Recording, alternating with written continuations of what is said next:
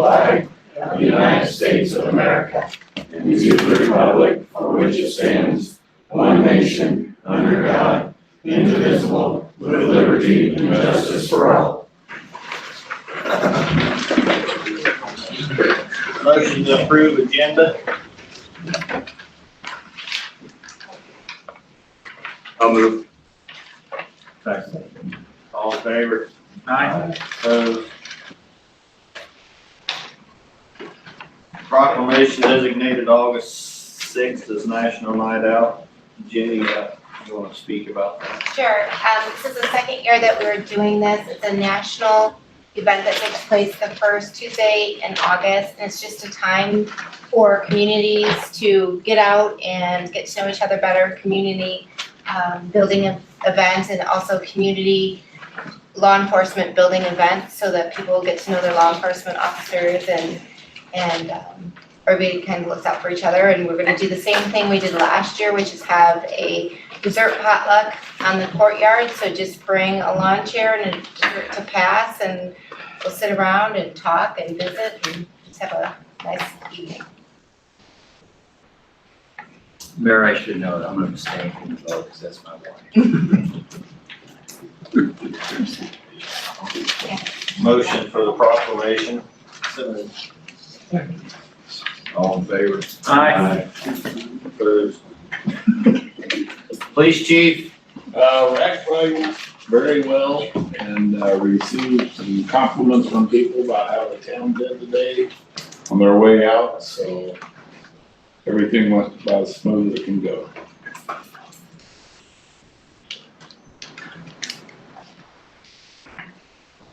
Have you taken a look at that vehicle I've been talking to you about at all yet?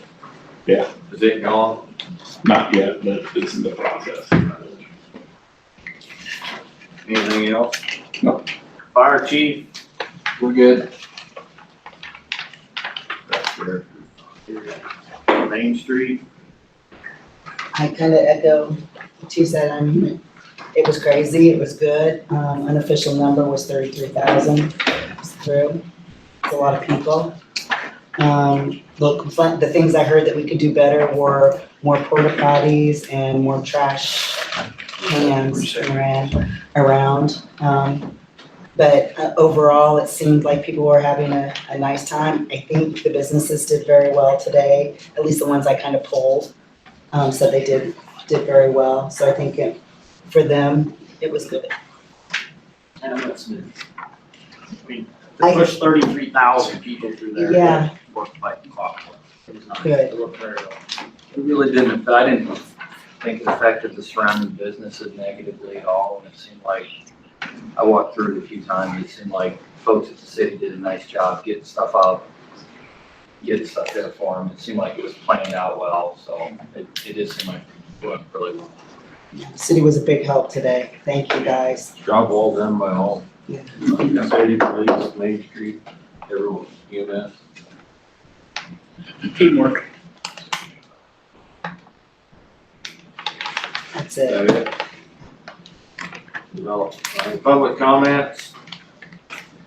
I thought the police did a really good job handling traffic. I went through there, the highway, at least 4 times, never had a problem any of those 4 times.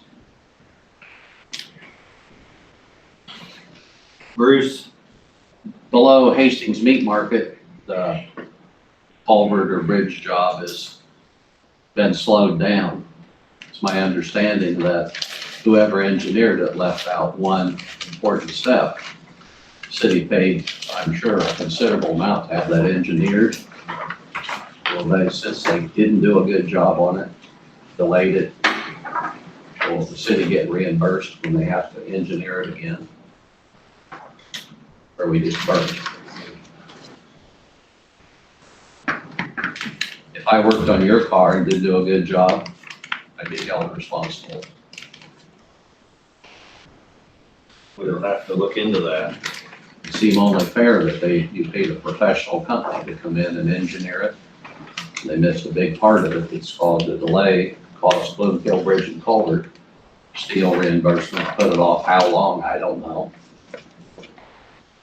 Wiggy, if you did somebody's air conditioning unit that blew up, you'd have to fix it again. You know what? The city needs to be reimbursed and Not blow them up. Yeah, not right.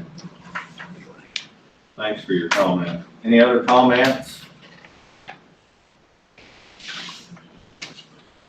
Approve resolution of ICAP claim ICP 050751A1 and authorization to execute all necessary forms.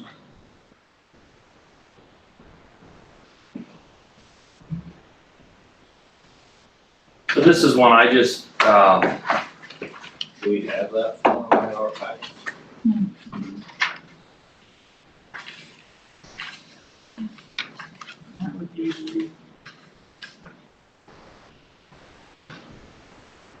it wasn't electronically. This is one that I just felt like, I know I guess I apologize, I'm coming to it a little late. I felt like there needed to be a little bit of public discussion of this just because of the nature of what it is, so that people are clear just in the interest of transparency. This is a claim to resolve a claim made by Mr. Bowden, our city administrator, against the city, rising out of a failure for the council's decision not to give him a pay raise in 2018. I'll just explain my current, I haven't had a lot of time to look at it, but I think it's my position is, because I'm coming late, it's worthy of a little bit of explanation. I plan to vote against it. As I understand it, the claim does not relate to the merits. If we were voting today on a clean slate on the merits of a pay increase for the city administrator, I may very well vote in favor of it. The claim is an isolated claim, and as I understand it, alleges that the city's failure to give a raise was because of discipline that was issued to an employee who made an inappropriate comment in the workplace.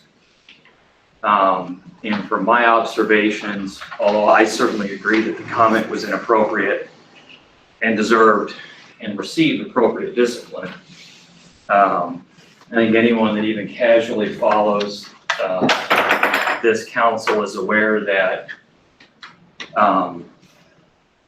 there are issues relating to performance and relationships that are not related to that specific issue, and that specific question raised, in my opinion, had more to do with whether there was action taken that differed from past practice for other reasons. So that's I'm not passing judgment necessarily on a clean slate of the issue of giving the city administrator the raise that was requested, but I felt like it should be, because the proposal is to spend taxpayer money, I felt like that should be more clear, and I felt like I needed to explain because I'm coming late. I didn't want to, I guess, be the monkey in the wrench, or the wrench in the works, so. That's fine.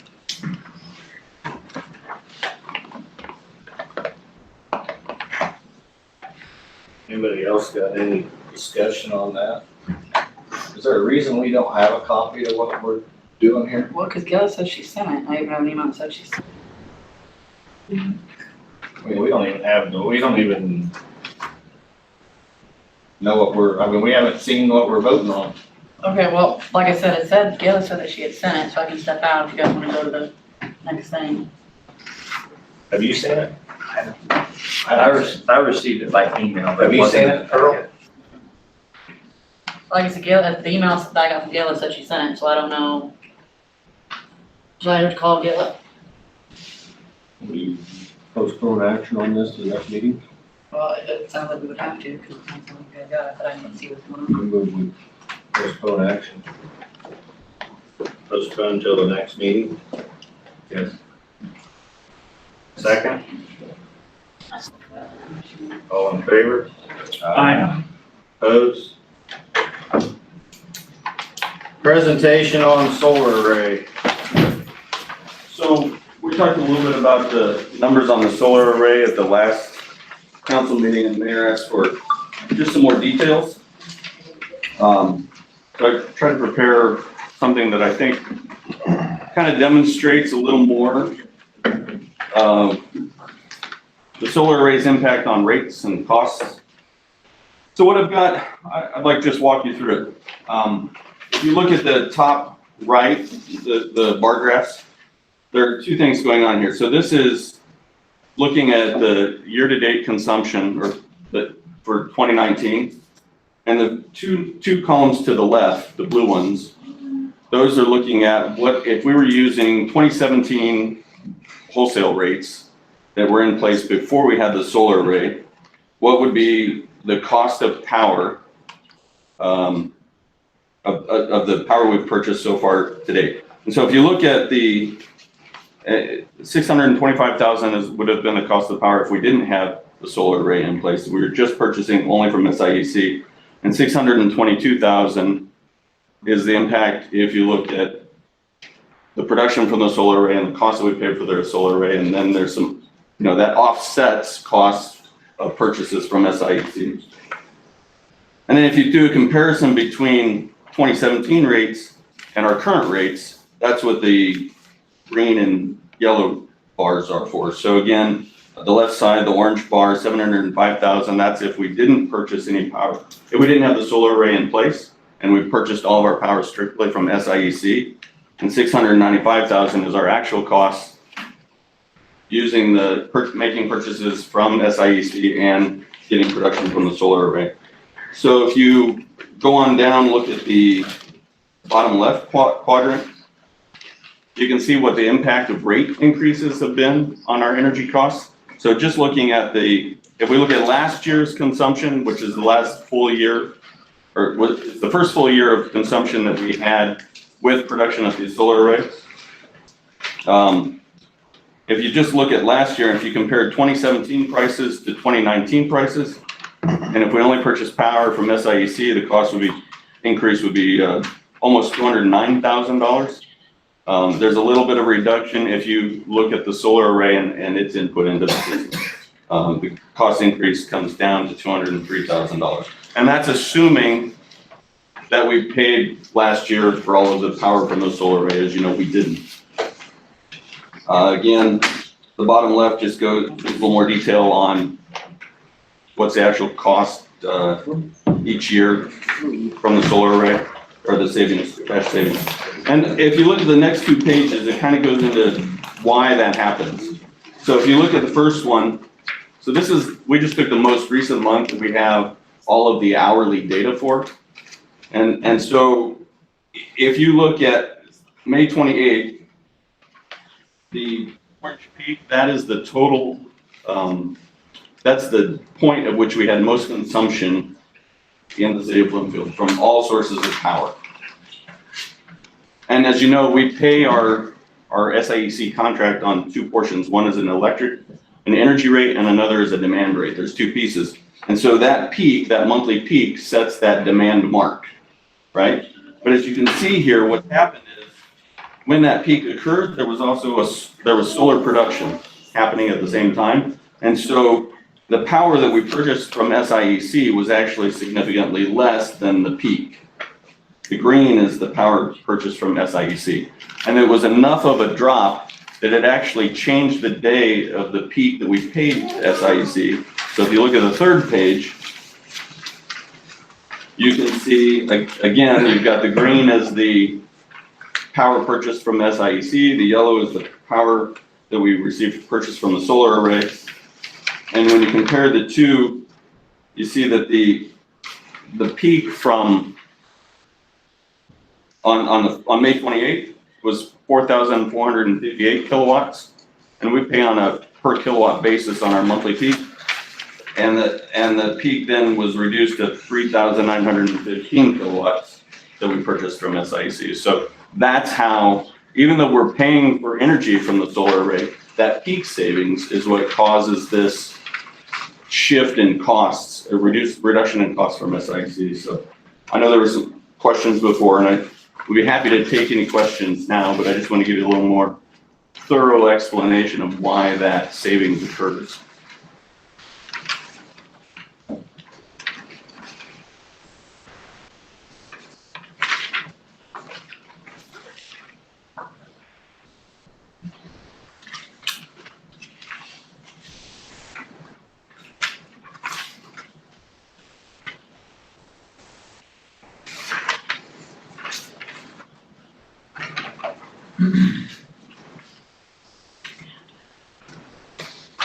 Anybody got any questions on that?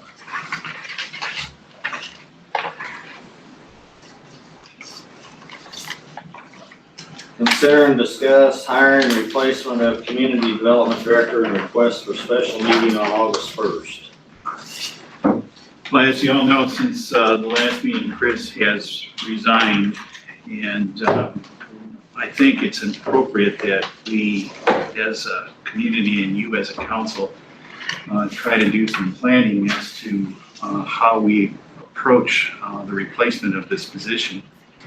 I think it's appropriate to have a special meeting to discuss that, and that's why we're making the request. Given the fact that I filed my resignation today, I think it might be appropriate to look at prioritizations for the city. A lot of different things going on here in the next few months. So I think while we initially talked about this as far as requests for a special meeting for replacement community development director, this meeting may very well need to be talked about as to how to prioritize your actions and your desires in the upcoming months with the shortage of staff. So this is the request. We can talk about subject matters related to community development, but obviously the tenor of what's transpired, given the fact that I'm resigning, may very well require the council to give other considerations likewise next. May 1st don't work. Or August 1st don't work. We already moved the meetings in August because it didn't work on that date, so I was trying to put another meeting back on that date.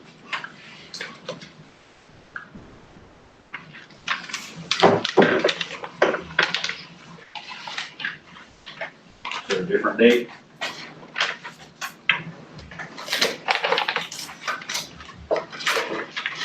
August 1st works for me, so I don't know. I'm the only one that can call special meetings, and I'm calling it not on August 1st. I think I can call a special I meeting. don't think you can. I think I can. The council can call a special meeting without the mayor. I don't think you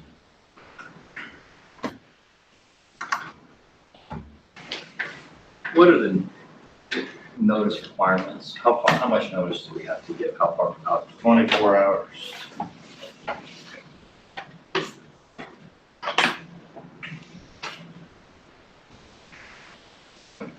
Any night next week work for you? No. Okay. The next week, we have a meeting, but then we need a special meeting to talk about these things. Can we have it early on the next meeting? Or do we need to do it before that? The Drakesville reunion's next week, and I'm president of that, and it's the first, second, and third. So I'm obligated, my time's obligated to that. I'm not doing it to cause problems. Okay, all right, okay. It just doesn't work, and I think it's necessary that I'm involved in this discussion. I don't disagree. So If we can come up with another, Tuesday or Tuesday of the next week? That's National Night Out. national night out. Does it make sense? That's National Night Out, Does it yeah. make sense just to start early on Thursday? How early can we start it on? What works? How early can you make it? I'll be gone then. I'm on vacation. You're on vacation on that week.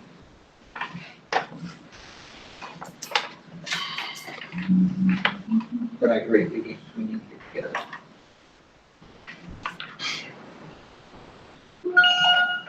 Can we do it earlier in that week? Tuesday, Does Tuesday work, August 30th work? July 30th. July 30th. Right. I don't know why I'm going, I got my months all mixed up. Does July 30th work for everybody? I'll make it work for me. You wanna do it?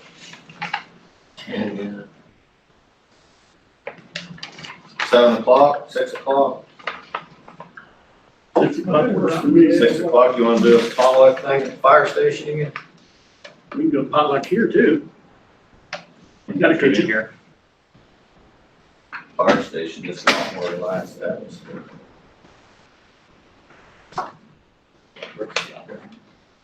Huh? We can grill it out, parking lot. Yeah, August 30th at 6 o'clock at the fire station. July 30th. I'm ready for July to be over. I got some leftover pies I think I can find. Does that work for everybody? Sure.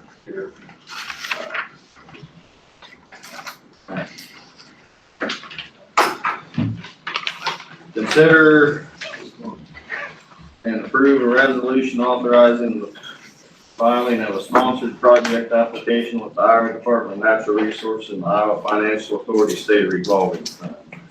This item is not ready yet. We'll bring it for you in the next council meeting. Remember that we have the ability to file a corresponding grant request for a CBDG loan that's 1/10 of the cost of our sewage treatment plant. And we have to have a project that is, that can be identified as something that is unique and does not deal directly with typical infrastructure, but requires a process that would be, I don't want to say experimental, but certainly non-traditional as far as what we would normally do to repair our existing infrastructure as it relates to sewer and storm sewer. But we'll bring that back to you at the next council meeting. That email, did I forward you an email? Was that what that was referring to? The SRF deal? No, this is a separate thing. This is something different than what that was.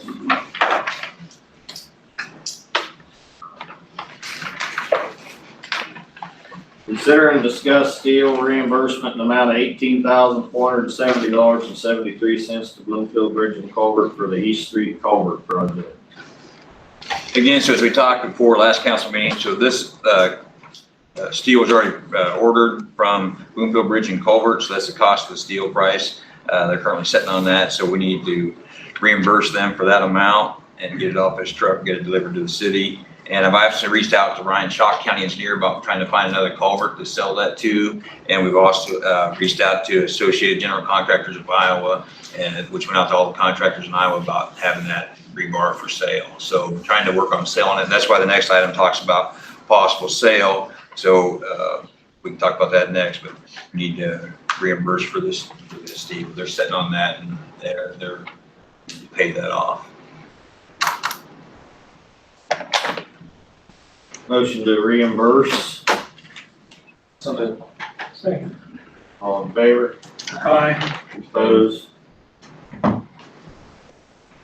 Consider and approve possible sale of steel rebar from the East Street Bridge and Culvert project. Again, just put that on there, so just to talk about the sale, so if something does come up, I don't know if you have a dollar figure amount, what's coming up, I mean, you definitely want to sell above scrap level price, because it's not that, or, you know, there's some straight steel that we may be able to use on it, but pretty much some of the bent already is not, you know, usable for some of our projects. So I guess, just know that possible sale is coming up, so I don't know if you want to wait until I get an offer, or to bring it to the council, if there's a certain amount you want to approve, or as long as we sell it before, you know, at least a certain amount or not. So Got somewhere to keep it inside? I don't know, it's a semi-load, right? It's pretty much a flatbed. Tarps put over it? I mean, it'll be worth a lot more to sell as, Right. if you can find somebody building the box, it's gonna be worth a lot more if it's not rusty. Getting it inside the channel unless you got a trailer to put it on. But I mean, if we had some tarps, or we can keep it, try our best to keep it out of the weather so it don't get all rusty. If Huh? you tarp outside the condensation, you do it. Since the city, since someone made a mistake on the engineering, should they not reimburse Darren or the city for this? Somebody goofed up, aren't they accountable? Sounds nice, but it's challenging. What's the longest piece on it? I know where you're coming from, I just don't. Is there proof that the engineer was Probably making some sort of mistake? I think Darren unloaded it either. What's the longest sections on that? 40 feet? Yeah, probably. Huh? Some of the wing still's probably 40 feet.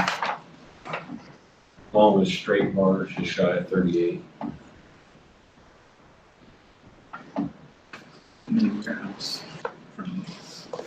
I could have used the 20 by 20 pieces.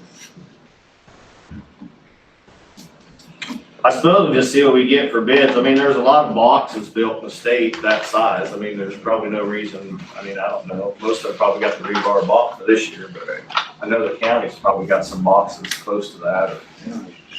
Ryan didn't have anything yet, but it's been posted for a week on the Associated General Contractors bylaw site, so we just haven't hit anything yet, so. I guess we'll just see what we come up with.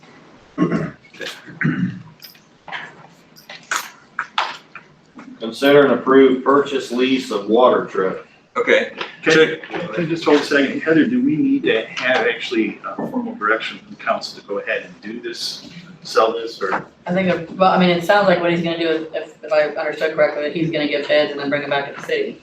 I thought, I just don't know whether we need to do something to do. Without knowing what we're gonna get out of it. I just wonder whether you had to formally go ahead and do the but I think, yeah, they will, but once he actually has somebody that wants to, I mean, he's already got it listed, so I don't, the formality part of it's already passed anyhow if we needed it. I'm just clarifying. I mean, but, so you're not gonna approve the sale until it comes here? He'll have to Yeah. come back to the council. Yeah. Okay. Consider and approve purchase lease of water truck. Okay, so you have the proposals in your section, everybody has those.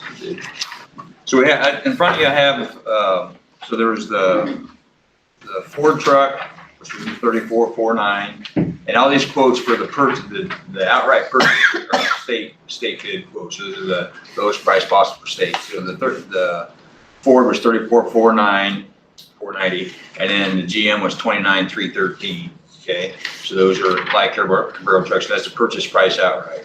Now, last month we approved the purchase of the service body, which was $17,000. So the third bid you have in front of you is basically the lease price. So if we're going to lease the truck, and actually this is the one you have in front of you is lease the truck and service body, is $8,000 a year with $8,000 paid up front in advance for 5 years.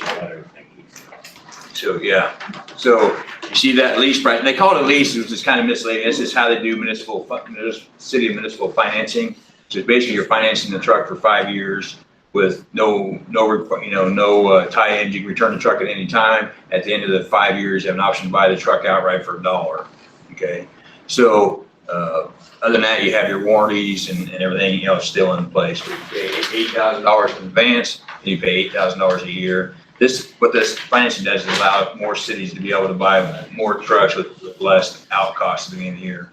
Now, I'll bring your attention that this year for the water department, we set aside $30,000 to buy the truck and the box, thinking we was gonna buy the box, and then try to find a used truck. So most used trucks right now are 15, 20 or higher. So, it's pretty close to, whether we wanna go with a used truck. I don't really prefer used trucks, otherwise we possibly do a lease truck and get that. So we could get a lease truck with the body for $8,000 right now and pay $8,000 a year. Well, I guess the way I read it, the Ford is 43,425. I think that's the list. Yeah, the bottom 34. is a state They don't price. have the Ford price with the body on it. Well, we can just, I can add it, just do the math, so calculation would be higher. So you just do the 34,490 plus 17. But the GM is the 37,772, that's with the body. That's with the body and the 29,313. The reason you went that far with it is because it was the cheapest estimate, right? You don't have the Ford on the lease program. No, the Ford, actually, no, but the Ford financing is actually a little higher too. That's the reason I didn't do with it. It's the finance, board values it more, so they increased their financing. But the GM I thought was the best price for the money, so. Just for clarification, this isn't really a lease per se, it's a lease Right. purchase agreement. Because you do have the option of purchasing it outright at the end of 5 years for $1. So what that really means is that you're paying interest for 5 years on this purchase, but the thing that's nice about it with a lease purchase is that you can turn it back anytime prior to the end of the 5-year period of time.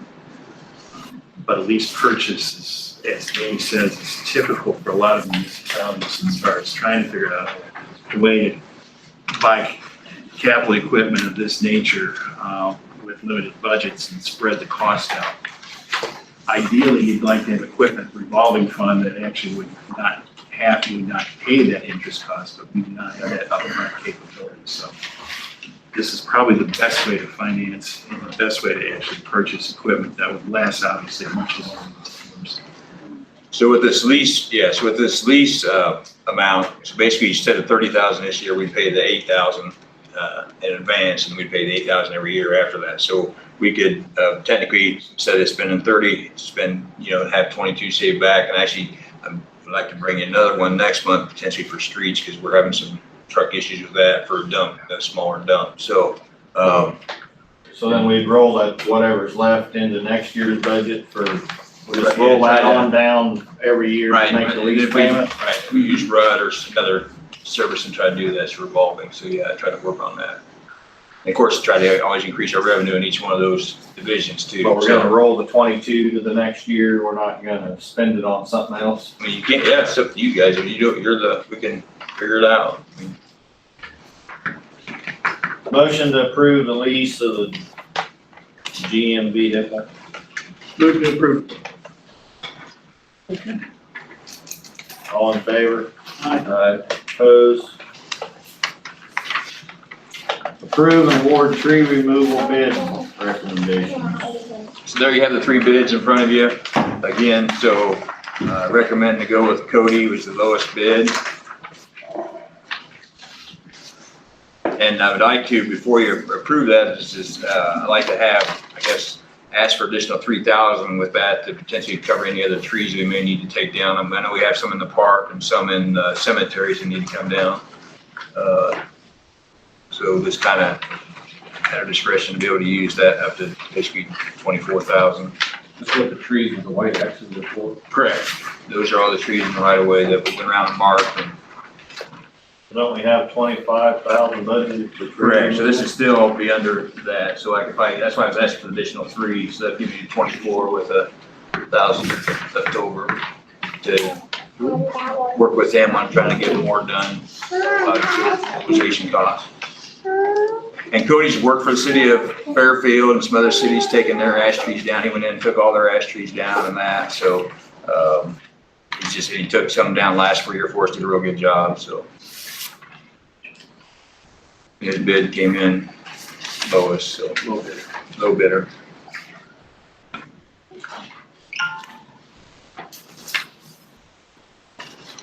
If we had 3 or 4 more trees that needed to come down, should they have not been on the list to be in this bid?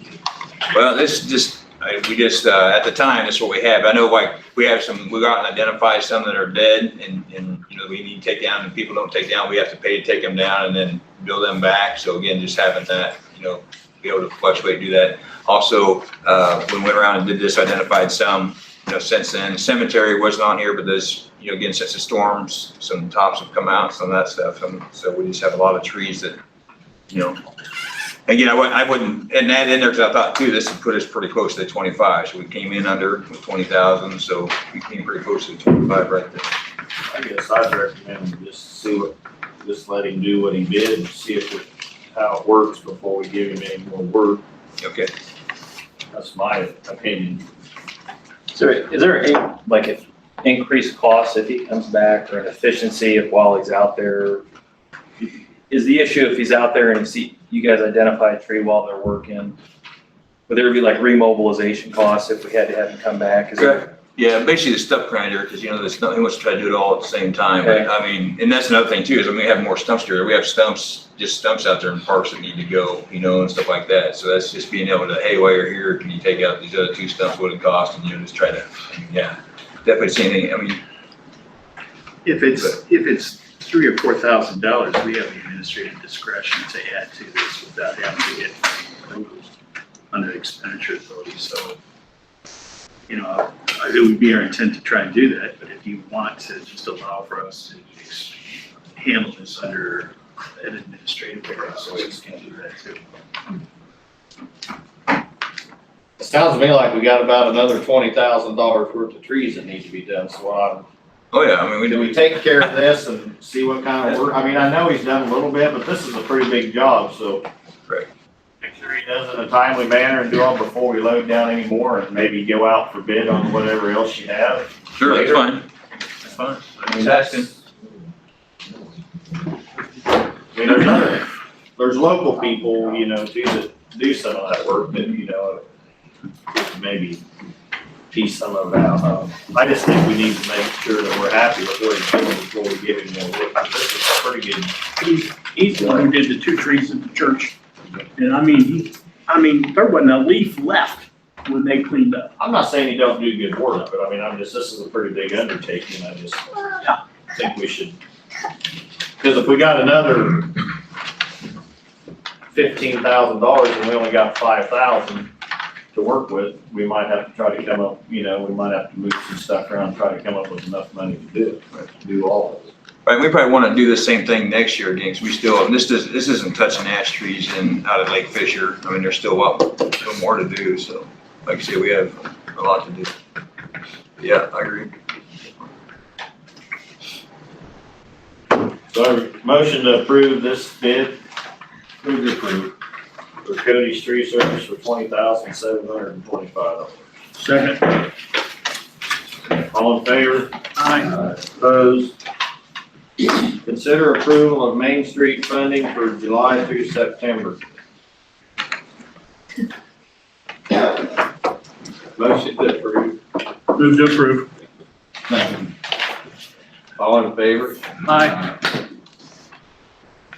Consider approval of request for Main Street to include a stuffer linking to a marketing survey in the next statement mailing. I will jump in on this and say that we did get a grant from Main Street Iowa to do a market analysis study on Bloomfield. And we did expand to include the entire area, so we're not limiting it to just the Main Street district when we do this. The goal is to get 384 surveys back is what they consider a good survey and a good basis for that.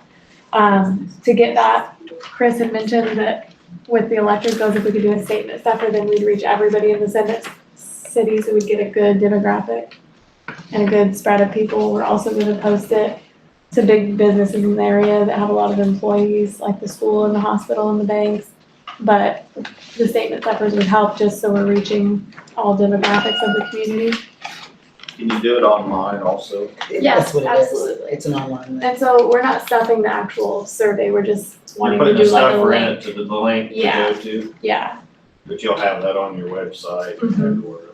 and Facebook and various places as well.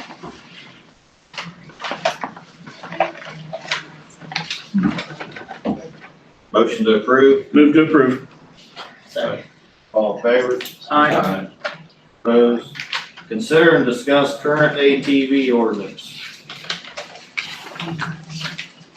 I had that put on there for everybody to look at, because we've got a lot of questions about ATVs running around town. When do they need to be licensed? Do they not need to be licensed? Can they drive them wherever they want to? Is there certain areas to drive them in? And I think most of them that are driving around town are illegal, according to our ordinance. So it's more than, may not be a lot of discussion, but everybody's got a copy of it, maybe look at it. I think it needs to be I think more. there's some changes that need to be done to it, so I just wanted to bring it to your attention, and I'll give a chance of anybody from the public wants to come to a meeting and talk about it, they can. That's why I'm here tonight. Well, public comments is again here in a little bit, Bruce. So I guess more than anything, just to bring it to everybody's attention that we're gonna be looking at it, reworking it a little bit, just so everybody gets a chance to look at it. Is it the intention to have a proposal to react to, or is it just trying to gather information? Just gather information mainly from the council and from the public on what they like, what they don't like, so that we can put together something that everybody can agree on and get along with, and we only got to do it one time. We'll try it. One thing we could probably do to get the information is put it on the website is just to say, here's the ordinance and if there's consideration about changing this ordinance, try to get put in at least. That works too. I just was wanting to, it's been discussed a lot behind the scenes and amongst people in town. I just thought it was time to get it out for everybody to look at and talk about. Consider and discuss sidewalk ordinance. But I asked to put that on. So, our current code of ordinances, 13604, requires abutting property owners to maintain their sidewalks. Many communities are adding a line that also passes the liability for injury onto that adjacent landowner as well if they don't maintain the sidewalk. So, it's one of those things that we've talked about in the past, but just haven't gotten it done. We talked about sidewalks last meeting, and I just thought this might be one place to begin the discussion is that something you want to consider is adding language to make the landowners that don't maintain their sidewalks also liable for potential damages or injuries? They're not now. They're not. So most cities are moving to where they explicitly state that in the ordinance, and that ours does not say that. It just says that they need to maintain. I would recommend putting it in. Because we don't actually do our enforcement too, like we don't do the enforcement like we said we're supposed to, then it goes back to, again, that liability, we're not doing our part. So if that's of interest, we'll put that brought forward, begin that process. If there's any way you all could just draft an ordinance for us on this? I think we did. That's what I was just talking to Sandy about. It was back when Carol was here though, so I mean, I'll look, but I think we might have done it. I guess in the meantime, everybody might read through this one too and see if there's any other changes they want to see done or we can talk about so we can do. I'd like to try to get some of these updated and some changes in them made, but I'd like to do it all at once. To each specific ordinance instead of looking at it every month. It's hard for me to make people do sidewalks when I don't have one, So wait a you minute. know? I know, but Still, So it do you needs want to be done. to just send the language on the? I would send the language, that we need to add. Okay. And then you're gonna send me if there's other things. If there's other things, I mean, we'll probably discuss it more at the next meeting. You probably have We'll have to have a public hearing and all that. 13603 probably needs it too.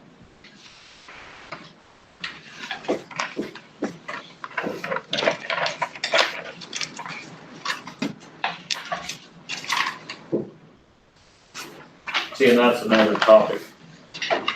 Yeah, I think That's another topic there that I'd like to talk about as far as doing that, trying to get everybody to pool together to have somebody do it.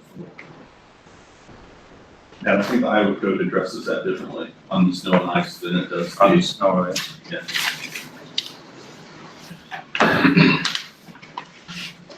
Yeah, I'm just thinking, because we have a provision in there that if the, sort of like the maintenance, if the property owner doesn't do it, then we will. Or not, then we can. Is there anything that 40 says hours. if you have a sidewalk, you have to keep it? Or can you do away with it? No, well, I looked that up and, so it does not say you can remove, it says replace or repair. So if you have one, you gotta replace or repair it, it doesn't say you can remove it. Or if you don't have one, should you? Right. Well, Here's the thing. my side of the street, I'd have to raise it up 4 feet. Well, in a more practical circumstance here, we've had the requirement waived or we have decided not to allow for subdivisions that have had typically a sidewalk requirement. There's a lot of places here that don't do sidewalk or don't have sidewalks because the city's allowed that to happen. So you can't retroactively tell someone to go in and to put in a sidewalk because our ordinance say that the original platting and subdividing all of these places that don't have sidewalks allow that to happen to begin with. So when you're dealing with sidewalks that are in existence, we have these ordinances that we have to deal with from the standpoint of our liability, which we need to get out of. I think the real question here is whether in fact you want to have a sidewalk program. And are there areas where you could make a decision and say, let's remove the sidewalk? Now, who would remove that sidewalk from the standpoint of whether it's a city or property owner? The question is, would you allow that to happen? Because you still have an oversight of planning in the existing condition. So, And if you have a sidewalk that needs repair, do you have? Where, yeah, standard I'll or- let you tell me where I have to repair it or replace it if I have it. It says removal. It doesn't say that if I tear it out that I have to put them back. There's certain standards and procedures I have to follow if I replace it or repair it, but if I tear it clear out, it doesn't say that I have to leave it if it's there. We've had this discussion before, and I think that was the, Well, 13604, responsibility for maintenance, it doesn't say you remove it. So if we're gonna code them, if we're gonna go into the, we go through the process, notify them, say they gotta repair it, reconstruct it, or whatever, it doesn't say remove. sidewalk improvements means the construction, reconstruction, repair, replace, or removal of a public sidewalk and Where you or excavating, filling, depositing material. Where you at? 136.0228.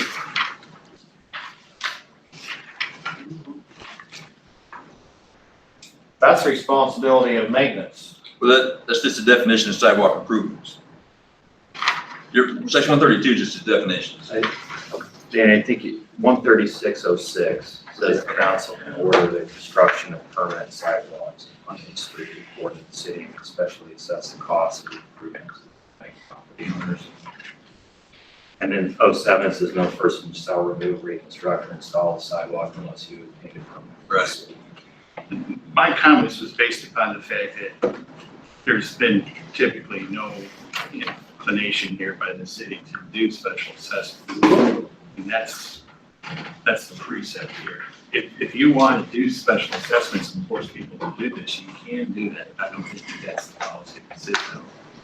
Better start wearing Kevlar. So if you get a permit, you can remove it. Yeah, you gotta get it from it, yeah. City. We can approve it. As I say, basically, by order of council, what you guys tell them to do, you have to, you can't remove it without the council approval. But they order you to repair it, or Yeah. fix it, you have to replace, reconstruct, It's or at the city's discretion as well. basically your code enforcement, whatever you got. Any more questions on sidewalks? Consider and discuss rates for peddler permits. I put that on there because we cover county, city people, and we do have an out of town or out of state, whatever it is, fee. And we've never had that problem until recently. We have an out-of-state person now that comes up peddle sandwiches, and I've had some complaints from brick and mortar businesses.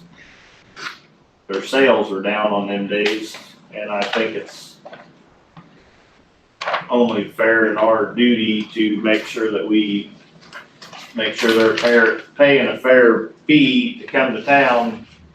If it's taking business away from our brick and mortar people that are paying utilities and paying taxes and We get the sales tax revenue from those, is that? Can you find that somewhere? Because that's a cash business, I doubt if any How, of them I don't know report how we would know that. They'd have to self-report, and I bet they don't. Where are they parking? it. They was parking out at the south side car wash.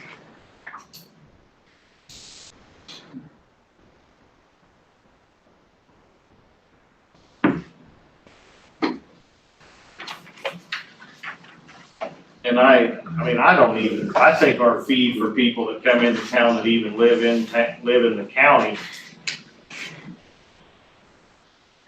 I don't think that should be free. Because it does take some business away from our brick and mortar, and I mean, we're trying to keep brick and mortar businesses in town, so. Yeah. I mean, I'm not saying that fee for them needs to be extremely high, but I think they need to pay more than zero.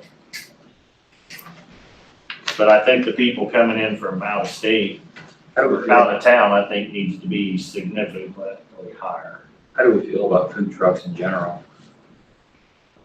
Is that a bigger issue or question? That's up for discussion, that's part of this ordinance, I mean. The Swans man, he's under a part of the ordinance that he doesn't have to have a permit or a fee to come into town. Now, when the cupcake truck comes to town, they have to get a permit. It's just how everything kind of is worded. I don't know, it kind of seems like everything, I mean, you go to about any town, anywhere, and you're gonna find a food truck, food trailer, something. But when you got people that are, trying to pay to keep the doors open, hire employees, most of them trucks don't have many employees. No property tax. No property tax. They normally, a lot of them don't even use electricity.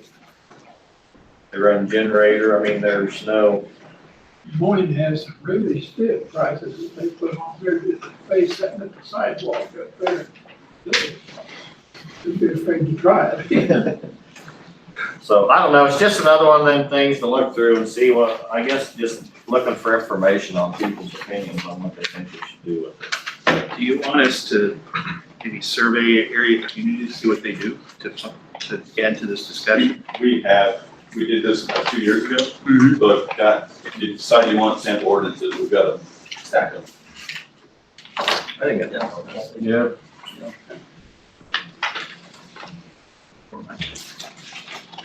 I just think we owe it to our brick and mortar buildings to try to help them stay in business. You wouldn't like a fly. Yeah, brick and mortar out there. I mean, Without having to- right, why you gonna charge them anything? Oh, They wanted to let them be there. consider approval of power washer for fire department. That's on me. Last January when we did budgets, Gary and I put that in there. My budget to purchase a hot seat from Des Moines, hot seat for, I think it's $89.99. I'm just looking for permission to go ahead and purchase that out of my budget.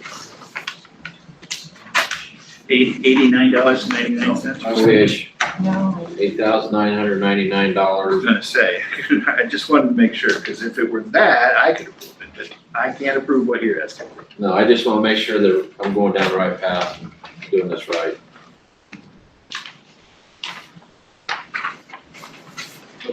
That was about the price and figured it'd be.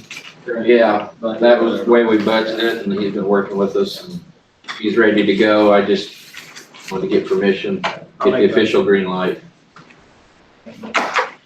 Motion to approve, second. All in favor? Aye. Opposed? Discuss annexation of Lake Fisher.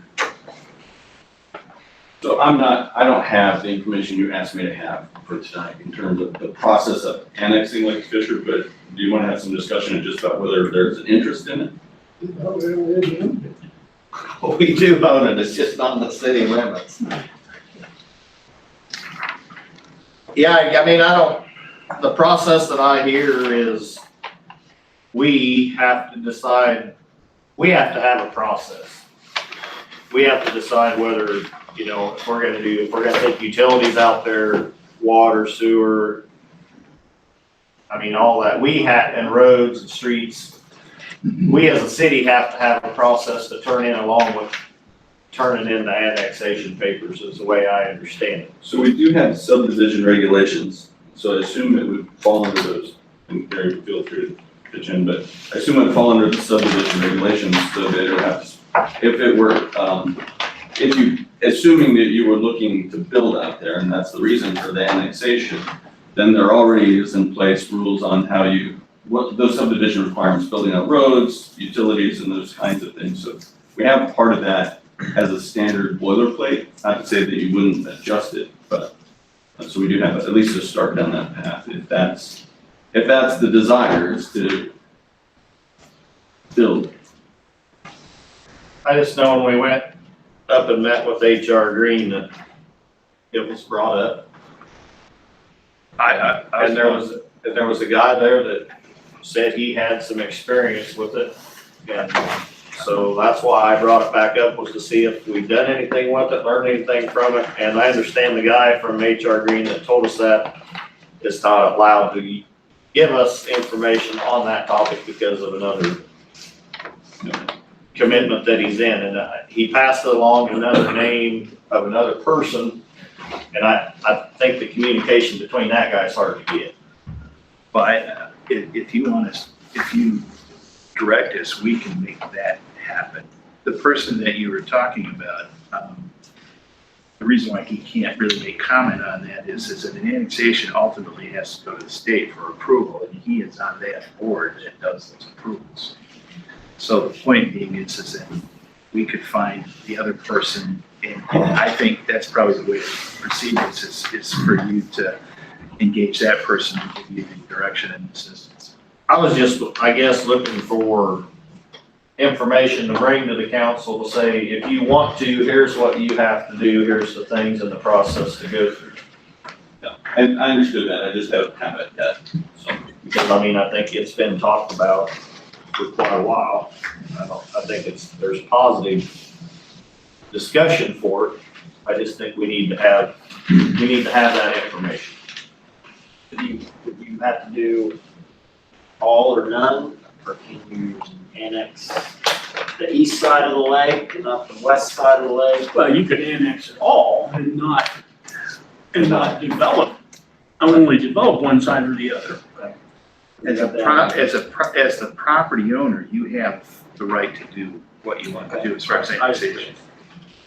The trick is to get to that point. You can do it perhaps just by annexing in the road right of way, the county road right of way, assuming the county will let you that access. Because then if that annexation occurs, that road becomes ours.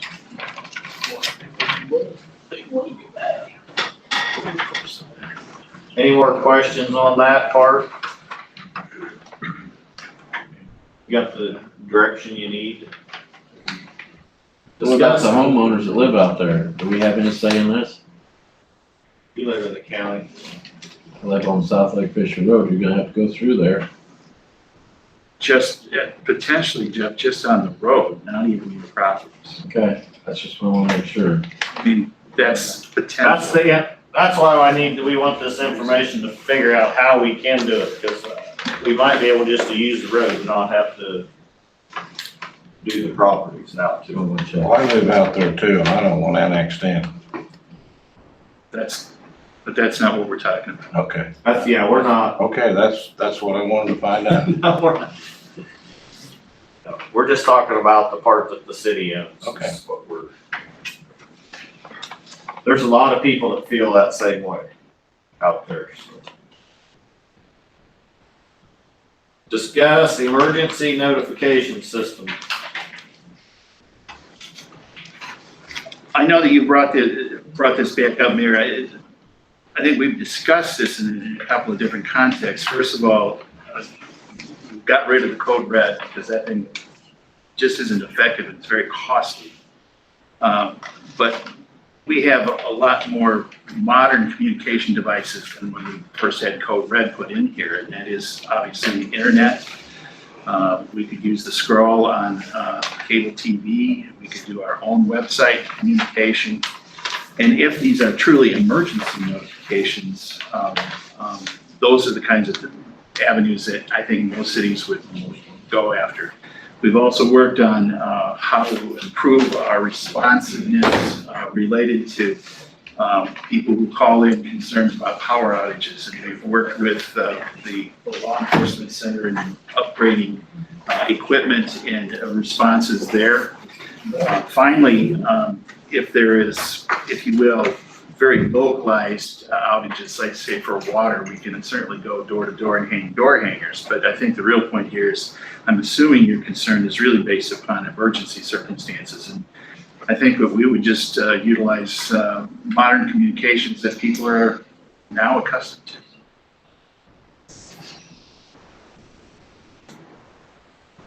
So we really don't have a system, then we're just gonna Do what we would do. This is what we do.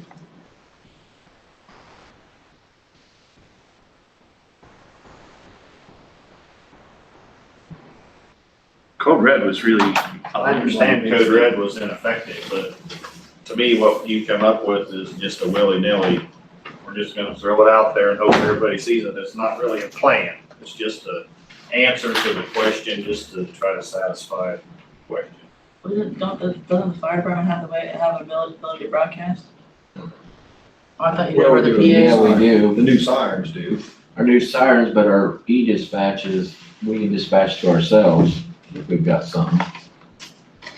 Basically, that's, you enter your phone number into a system and dispatch trips it.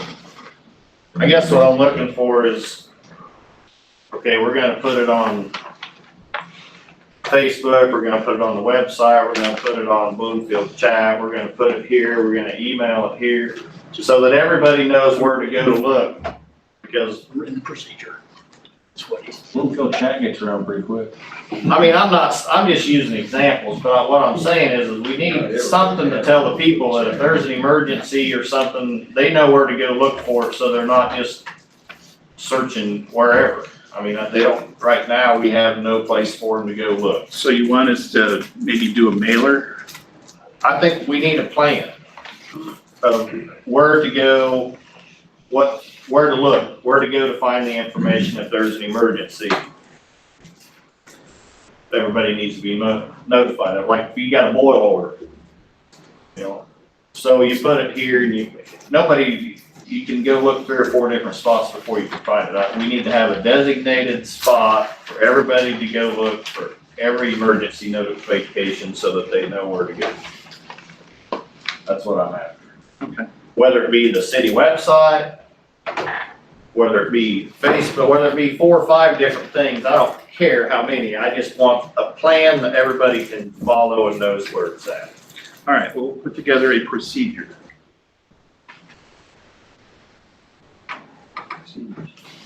Thank you. Consider and discuss an employee morale 360 study for city employees. We talked about this? Yep. My thought, I may have called it the wrong thing, but, I just thought it might be a good idea to, whether you call it employee morale or 360 or, planning or organizational assessment, whatever, just to have a little discussion, or maybe schedule a time to have a discussion, just to kind of take the pulse of how things are going at the city, staff, management, council, that kind of stuff, what kind of things can be done better. Just sort of that thought, just like a little pulse check, probably might take a little different form now, but probably might be a little better time to do it. Now we might have a little opportunity where it might make sense to do some of that, and then might let us get together and figure out how do we want things to look. overall what makes sense. So that's just, Are you thinking an in-house deal or having somebody come in and kind of do a overall? then you can do it both ways, and again, I think I'm probably calling it the wrong thing, because I'm thinking more of the corporate environment than in the public setting. You know, I've asked around with some folks that I've worked with that do this in the corporate setting, and there's gonna be a cost if you outsource it, and the cost is not gonna be cheap. The numbers I get are somewhere between $5,000 if you wanna do bare bones, and $20,000 if you wanna do a deep dive. So that's, you know, is it something you can do in-house? Just so you know, I mean, it'd be a little bit different than doing it for a private employer though, obviously, because anything would be open to the public. Right, it is something we could use a law firm for. Now, the organizations that I'm familiar with, they come at it from a little different perspective, just from the standpoint of they're a little more, I guess for lack of a better word, from a psychological and sociological, kind of how do people think, and I always give them a hard time and say, you know, they're trying to tell me what my love language is, and, you know, teach us how to get hugs, but they kind of approach it that way. If I were to do it as, I don't know how other attorneys would do it, if I were to do it as an attorney, it would be a little more, you know, sort of black and white. How do you feel? You got the benefit of probably a little more anonymity, but I just thought we might want to kick that around a little bit. Probably include this in our work session with attorneys. That makes sense. Probably a good time to do it. You're talking about, to identify how to do it? Right.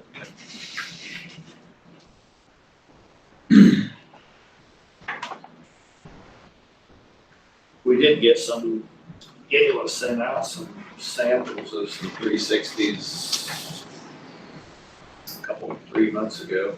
I've still got it on my computer. So, for evaluations, which I think This would be a little different. well, I don't know, I think it's kind of all in one, the same, kind of what we're after is just how do you, I mean, like the wording maybe not be quite right, but we can kick that around at that work session meeting. Claims.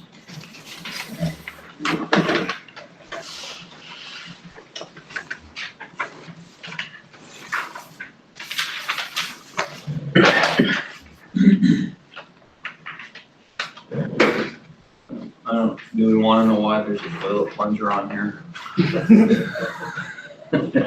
We gotta put everything on there. Someone had a bad day. Yeah, the one. Chief, you still here? Yeah.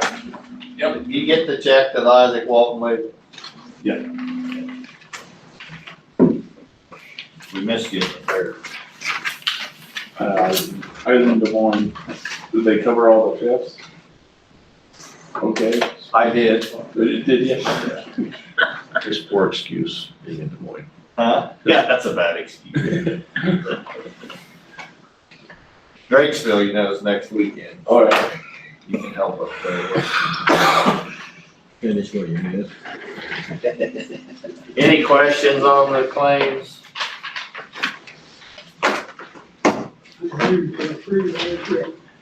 Second. All in favor? Aye.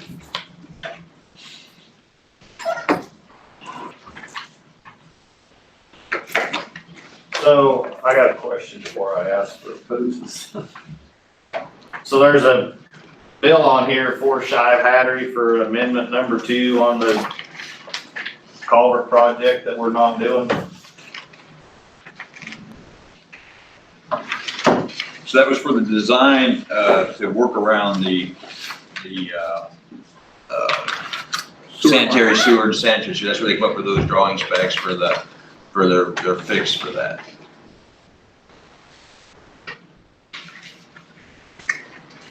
You know, where they had the pipe going through the wings and the deal.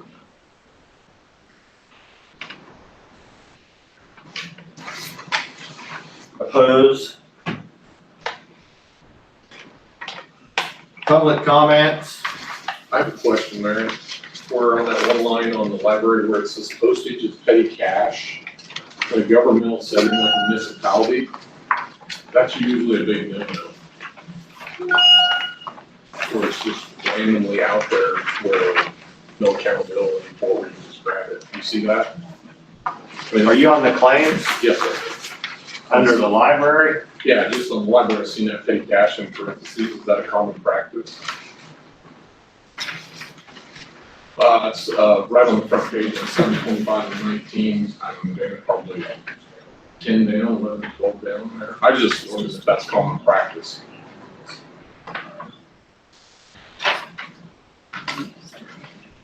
Postage, petty cash. I think is petty cash, is postage one of the things that falls under petty cash? I would say probably 99% of those expenses are petty cash. She brings in the receipts of what they have already spent, and then we reimburse the library for that amount.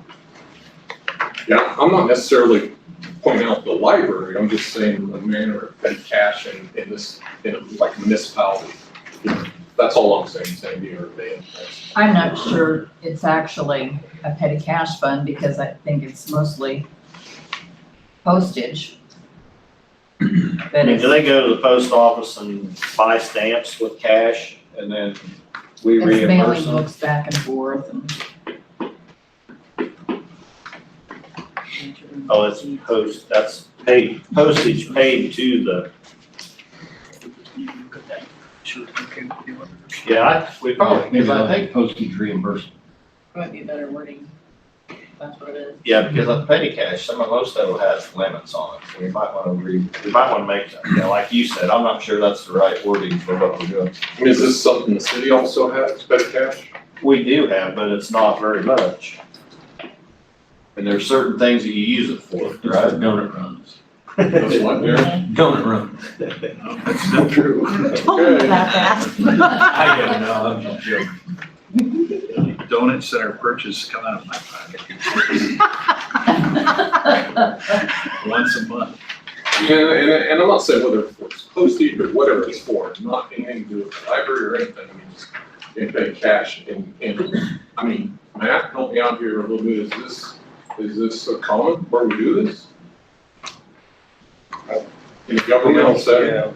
I don't know about government, we don't have petty cash. Well, you're private, yeah, payment bank, I yeah. don't think it was actually What- petty cash from what she's See, talking you about. really don't have anything like that. I mean, somebody goes out and purchases something, bring the receipt right back. That's what she was Yeah. talking about.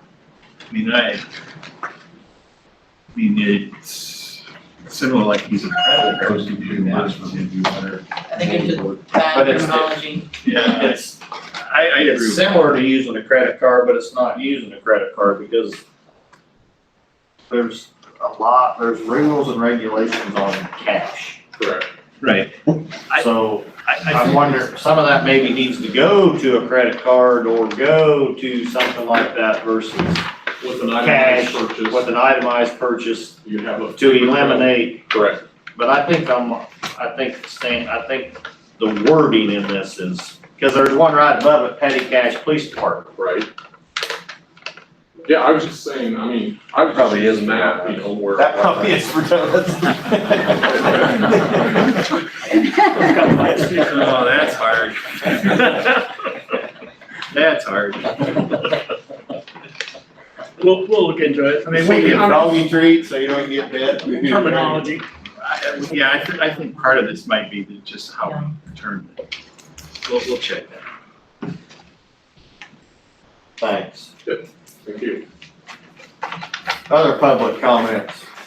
Bruce? Bruce Piper's my name, and I've got 3 topics I'd like to address. The first one is this, I tried to enter it a little bit earlier.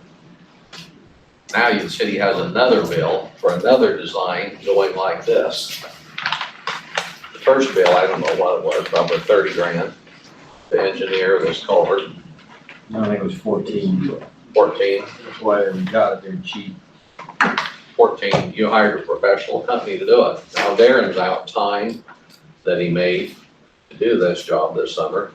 Now he's hung with the steel that the city's gonna take a loss on. It would be like me driving over a fire hydrant accidentally. Would the city come after me to replace that fire hydrant? Yeah. Why do they not go after the engineering company? They designed this, they were a professional company, supposed to do it. That's all I've got to say. I'll answer that. I'm not sure it was the engineering company's fault because I think they did the direction they were given.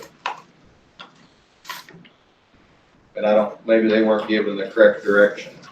And we changed the direction a time or two. I own the land down there. I don't care what you guys do it down there. I don't care where you put it. You got my blessing, go do it. I will not hold you back. Anything you want to do down there to put a bridge, a culvert in, that's fine. You know, whatever I can do to help you, I'd be glad to do. I think that may be part of the issue with the bridge, with the culvert. I think they were done what they were told. I'm just not sure.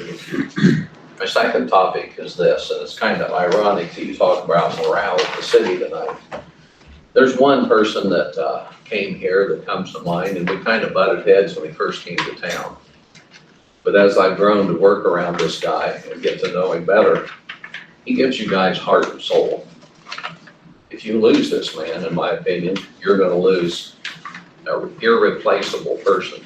And that would be the guy over there in the green shirt, Dan. Got a good man, you wanna hang on to him. Tell him he does a good job. You know, that's my personal opinion of what I hear on the street. You've got a great man there. Pat him on the back. The other topic I'd like to talk about is my four-wheeler. People stop me all the time, oh, Bruce, you're illegal for doing that. You know, Howie and I drive around 15 mile an hour. We don't get in people's yards. I've got red flags. We've got slow-moving vehicle signs on. We drive out to feed our horses in the winter, our bees. We don't run stop signs. We don't, they're rubber tires. The state of Iowa, when I called the Attorney General's office about it, he said, you can drive it not down the highway, but you can cross it from sun up to sunset. No, wait a minute, Bruce, that's Iowa code on a golf cart. 321.17, I was gonna ask on this too. So the golf carts fall into this too by Iowa code. Sun up to sundown, working brakes, lights, and see, the reason why everybody also drives golf carts, because by Iowa code, through my office, not to pay sales tax and license them, you have to have an NCO or a title, origin, manufacturer origin, a title, and UV, a universal label, and nobody gets that on golf carts. So then I see a lot of them driving around, and they are not, you know, that's something too, if you're gonna fall under this. Golf carts are everywhere, on every street. I mean, they're all off streets when they're heading to the golf course that I see. Like I say, I go to the rec center, they're on North Street or Arkansas. I mean, they're out and about on yours, well, you know, with like where you're at. So, I mean, is that something that fall under that too also with the golf carts? I'm more concerned, I think this is a topic that, you know, I think about other guys that I run around with have four-wheelers. Those things are expensive. They're 20 to 50,000 for those, depending on what equipment you put on them. And you know what, when I was a little kid, I had to buy a 50-cent sticker and put on my bicycle fender in Bloomfield. Everybody had to license their bicycle with a little sticker. And I went down to the city office and bought it when I was 5 years old. Charged me $50 for a permit to ride this thing. I don't care. The other people that have four-wheelers in Bloomfield charge us $100. We don't care. You have an Amish buggy that comes in town with steel wheels and it just grinds the devil out and ruts the streets. They're not motorized. Right. You know what, to end the discussion on that, charge me 50 or $100, put an ordinance in there, let me go buy that little sticker at the city office. You can. They got a sticker. To put on my crib? Yeah, You know what? I didn't know it. That's why you're breaking the rules. Nobody told me. And it's illegal the way the way you ride yours is against the ordinance. And that would be, I seen you on Highway 63 driving up and down Highway 63. That's against the rules. we're on the shoulder and I'm at Sean Armstrong's checking my Bs. You've been to True Value buying a ladder. That's not from True Value. You know what? I might have sidestepped a little. Okay, yeah, now. Here's the bottom line. You know what? The guys that have these toys, they're expensive. They're not, in my eyes, what harm are they doing? We've got more important fish to fry than to worry about old guys with their expensive toys and rubber tires, not tearing yards up. But why do we not worry about the potholes that Piper makes a lot of money from, bending suspension? You know, rather than dwell on a rubber tired four-wheeler, let's dwell on the streets, the sidewalks, the trees, something that, I don't know, has greater importance than. Bruce, I think the problem doesn't lie with what you're saying you do at yours. It's these kids that's got loud pipes and they're screaming up and down the streets and out Lake Fisher off-roading. That's where this is coming from. I have Complaints. insurance on mine, insurance, liability insurance. You know what, if I get up to 30 mile an hour on the highway. But I'm saying it's the kids that's getting the complaints. Yeah, that's what I was gonna say. So when I look at the ATVs, just in my experience, it's not,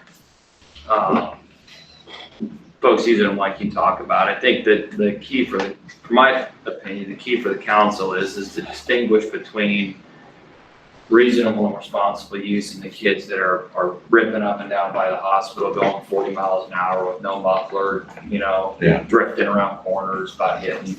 So then that's a law enforcement issue there, Matt. That would be Chief Sean's But decision. that's the ones that's getting the complaints from. Right.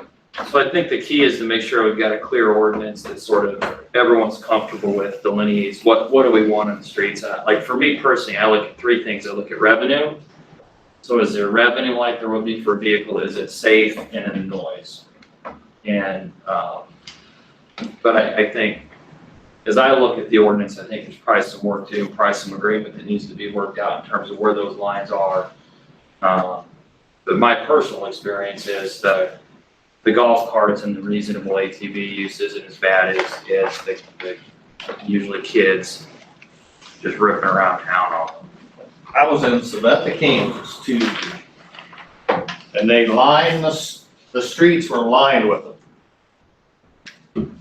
And I was driving around, I was looking for a hotel, but I went to a few back streets, and I mean, there was one that comes flying out of the street here. And I don't know if it was a kid or an adult, it was dark, but I mean, it was just looked like a beehive in that town. But everybody was riding them. I mean, I seen 5 cars and 25 Rangers. I think, man, you're in county now. It was nuts. It's okay to drive them. You register them there or else. Did you pay sales tax on yours when you bought it? It's in a dealer's name. That's why I've got it. All my vehicles are, I've never owned a car in my life. But at the same time, we can't override state law. I don't know. We can't say it's all right to drive down the highway.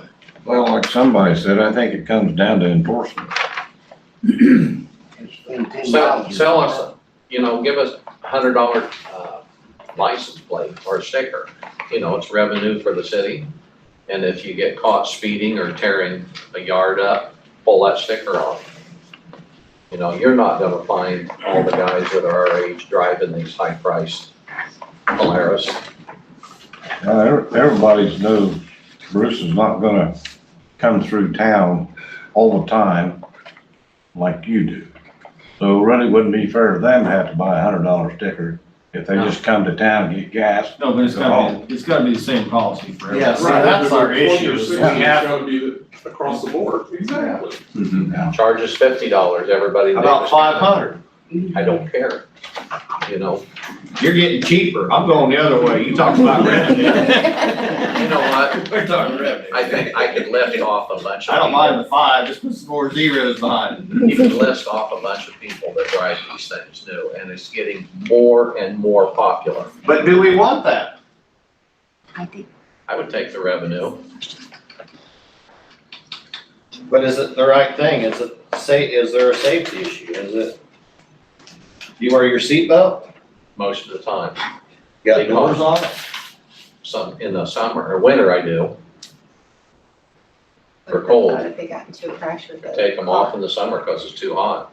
Some people So have. you air- don't, so you would be okay, you think you feel safe in that if you got run into with a 1-ton pickup? No, not on a motorcycle either. Right. You know, a person in an ATV But a or motorcycle's legal. a bicycle, they're not gonna win. If you're walking down the street pushing a stroller, you're not gonna win. You know, people, I think the bottom line on this is this: we do no harm to the community. We're rubber tired. We're law-abiding citizens. You know, to nitpick an ordinance, there's 1,000 out there that we can nitpick on. Well, if you wanna talk about revenue, let us annex your house. Good point. All right, we're done talking about your 4-wheeler. I just think, I get stopped all the time. Is that thing legal? And you know what? It's not. I According to our ordinance, it's not legal. I I'm not saying they're gonna pull you over, but it's not legal according to our ordinance. Don? My question is gonna be, if you do license them or permit them, how's that gonna control the ones that are causing the problem? My idea is put a numbered flag on them. I don't know that, I mean, I think we've gotta, that's why we're bringing it up for discussion on all sides. We gotta make a common ground between everybody. Here's a good one. A lady I've known more than 50 years goes to breakfast with me periodically at CJ's on Sunday morning. And you know what her vehicle of choice is? But you're not checking your bees or feeding the horses, so you're out of that. Feed my friend. Yep, so that doesn't fall under the Hey ordinance. Bruce, there's a $10 ordinance right here on the city of Bloomfield if you meet these parameters and you get your permit sticker. If you meet these parameters listed through the city at the top, at the city of Bloomfield, $10 if you meet the parameters on it, right here. But the whole point of this is to change behavior of those that are causing the problem. I don't see that anything you've talked about is gonna do that.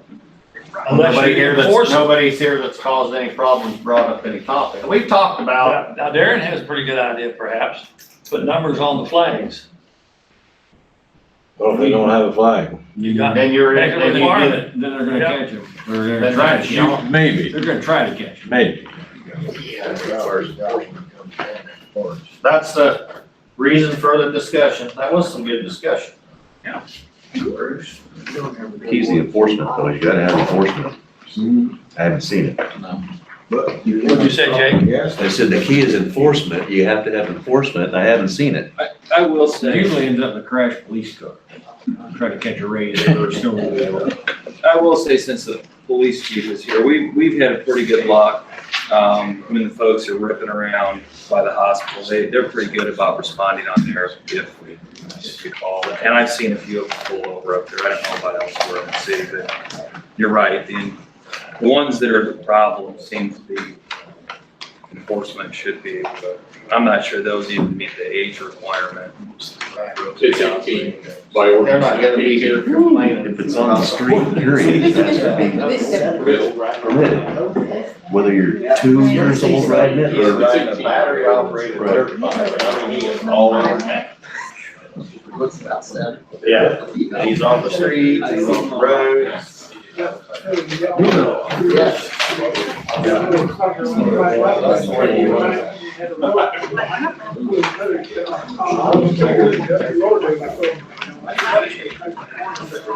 All right, reports, Gary. Just to echo people's comments about egg rights, I think it was a great opportunity for Bloomfield to show itself off today, and I think that we had some significant success with all the people that came through. I actually came across a couple tonight that was taking pictures of the buildings in downtown. They really thought our historic district was pretty significant. And they also had concern about trying to preserve it. Of course, they were from Omaha, Nebraska, and I don't think that they were going to contribute to the effort, but they really felt that that was something that was positive for us and positive in our community. They were taking pictures like crazy all over. So I think that, you know, as a result, I mean, we showed very well today, and I think that that's something that is attributed to not just city staff people, but people in the community and people who made the RAGBRAI work for us. And I think that we owe them a significant debt of gratitude. Other than that, as I alluded earlier, I've resigned as of today. I'm going to Pecan, Wisconsin, or Pecan, Iowa, near Wisconsin. My last day of employment with the city will be September 22nd. According to my employment agreement, I have to give 60 days notice, and I did something.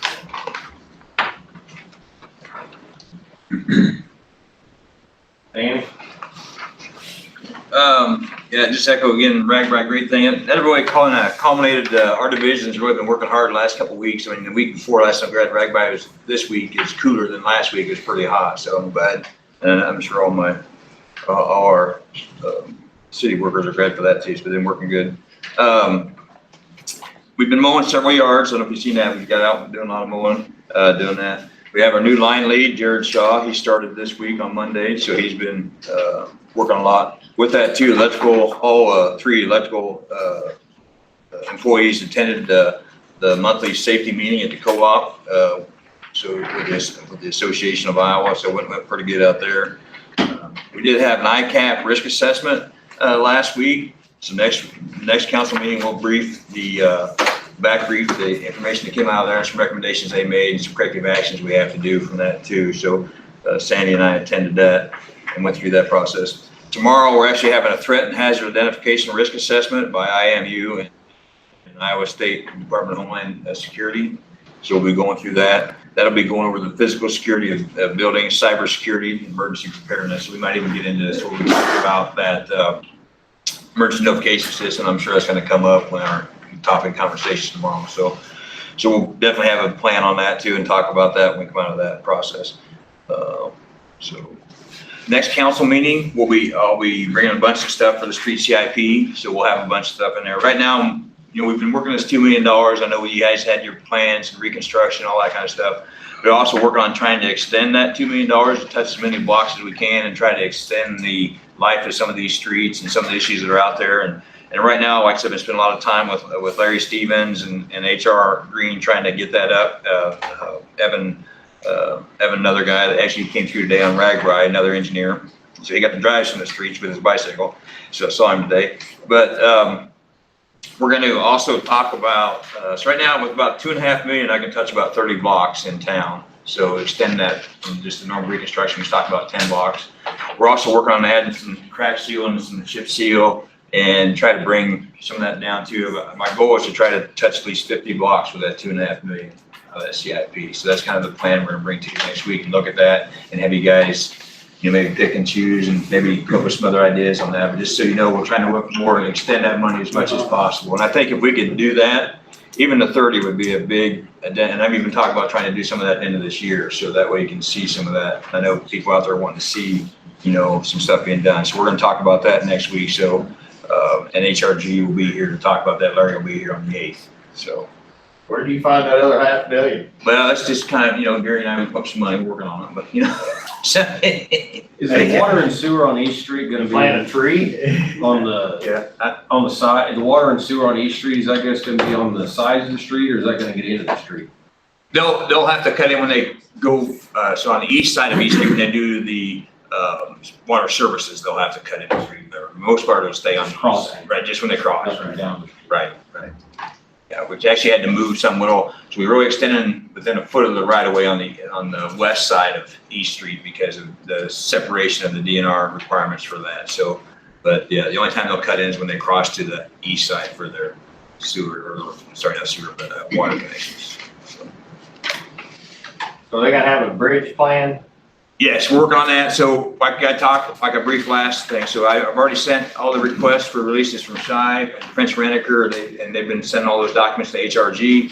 I know that Bloomfield Bridge and Culvert's been in contact with HRG because one of the other things that I didn't know about, we found out too, is Bloomfield Bridge and Culvert has certain restrictions on what bridges they can build. They don't have I think the council give direction on that style of bridge. Right, I agree. So they're So then working why on are they that. giving them all these options and wasting money on that? Well, they're not wasting money. So again, we have to have a PE stamp, so PE has to approve the structure of the bridge. So I don't understand we can give them that, but if they're gonna design that, which they're gonna look at it, I know they've been talking with Bloomfield Bridge and Culvert too, but ultimately, somebody has to put their stamp on it. So that's what they're doing. So it's basically, it's an off-spec bridge, so they just have to do their thing. And also with that bridge, we're talking about, it didn't talk about if we're talking about if we're gonna pave it, and also talk about guardrails, whether it's an open post guardrail system or Jersey barrier concrete side or whatever. So some of that has to be incorporated into that specs that we sent them. So that's where they're doing it. So, I don't think they're not going extra. I don't think they're going any extra. They're trying to meet what we're requesting. So they're just, with those things. So they just know that we eventually like to pave in the future and have I just wanna make sure they're not coming up with 3 or 4 different ideas and we're No. spending extra engineering fees and we don't. No, we're talking about that, and like I said, I know Bloomfield Bridge and Culver's talked to them about, what they can do, whatever, and I think that's helped quite a bit, so they're working on it. No, we're not, they understand that we're not doing extra, they already also understand where we're at on the price of this, and trying to get it all in design fees and built all for this money, so. We don't have to read Anything it. else? No. Financial manager? I included financial reports earlier in the afternoon that are as of today. So they are electronic. I have paper copies if anybody needs paper copies. I don't know if you've all had a chance, if folks had a chance to review them or have any questions. I haven't had a chance to look at it. Good job. Thank you. Does anybody want to read a paper copy to review? Pardon? I'm good electronic. Okay. I can't follow either way, so. I would like to see us make some time to go over them together, Dan, and increase understanding. Be handy it's probably No, I would. the way I go about things, but I just have a hard time following. Anything else? No, sir. Chris? Really just, I'm in that process of working with, staff, trying to figure out transition, right, who's gonna take over some of the duties, and at least in input and documenting what needs done, so, along those lines, I would be glad and encourage the opportunity to meet with each of you, if you like, to hear what your priorities are for this position, this role, so I can pass that along to staff. And, that might help also set the tone for the meeting when we talk about the position, assuming you want input from me. Anyway, I'd just be glad to meet with each of you if you have time. The only other thing I would say is after our last council meeting, I had a question from a citizen concerned about their potentially illegal harvesting of rainwater. And turns out in Iowa, it's not illegal. There are about 4 or 5 states where it is illegal. Most of them are in the West, where they have a lot more concern about ownership of water. But in Iowa, it's perfectly legal. In fact, the DNR has a little sheet on how to do it. So my mistake. Pass that on. I would like to, look at, I don't know where it would fit into the ordinances, but I'd like to somewhere put something in there that does not allow people to spread manure in the city limits. Can we extend that to the county too? We're not even gonna go, I just wanna. Hey, Chris, Yes, it has. before you leave, are you gonna let me know where you're at with those different houses you were going? Yeah. Okay. And then I'll come to you, you can tell me what you want me to do based off wherever he leaves it. We've been documenting it. We can even share all that with you so you have easy access to it. Okay. He'll still be available after he moves on, still bugging. For a team meeting. He's gonna change his phone number. Independent. Is that it, Chris? Yes. Council updates, any meetings anybody have this last 2 weeks? All right. I don't think I had any comments tonight.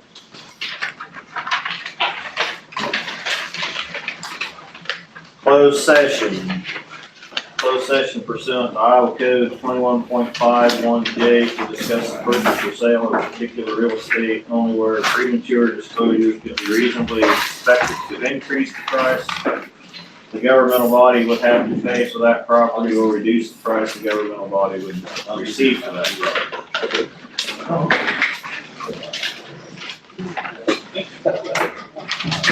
Do you want any Motion to go to closed session. Scott made the motion, Jack seconded.